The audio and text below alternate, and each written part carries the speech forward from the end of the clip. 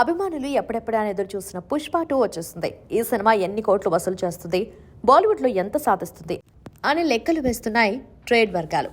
ఈ వారమంతా బాక్సాఫీస్ దగ్గర పుష్ప జాతర మాత్రం నిరాటంకంగా కొనసాగే అవకాశం ఉంది. ఇప్పుడు అందరిలో తొలుస్తున్న ప్రశ్న పుష్ప 3 ఉంటుందా లేదా అని.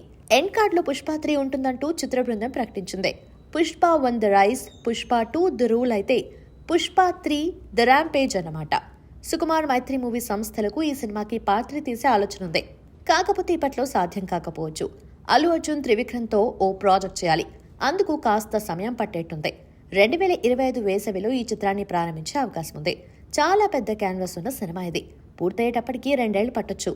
ఆ తర్వాత బన్నీ పూర్తి చేయాల్సిన కమిట్మెంట్స్ ఉన్నాయి. అంటే కనీసం 4 ఏళ్ల వరకు పార్ట్ 3 పై ఫోకస్ చేయలేడు.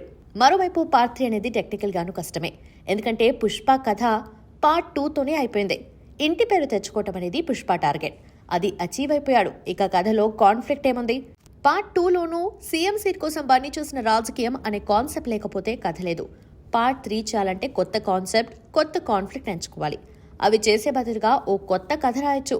ఇప్పటికే పుష్పరాజ్ అవతారం అతని ప్రపంచాన్ని 2 సార్లు చూసేశారు ఫ్యాన్స్. 3సారి కూడా ఇంతే కిక్, ఇదే బజ్ వస్తుందని ఆశించలేం. సుకుమార్ దగ్గర కూడా చాలా కథలు, ఆలోచనలు పెండింగ్లో ఉండిపోయాయి. అవన్నీ మెల్లమెల్లగా చేసుకోవాల్సిందే. వాటి మధ్య పుష్ప 3 కోసం సుకుమార్ టైం కేటాయించడం కష్టమే అనిపిస్తోంది.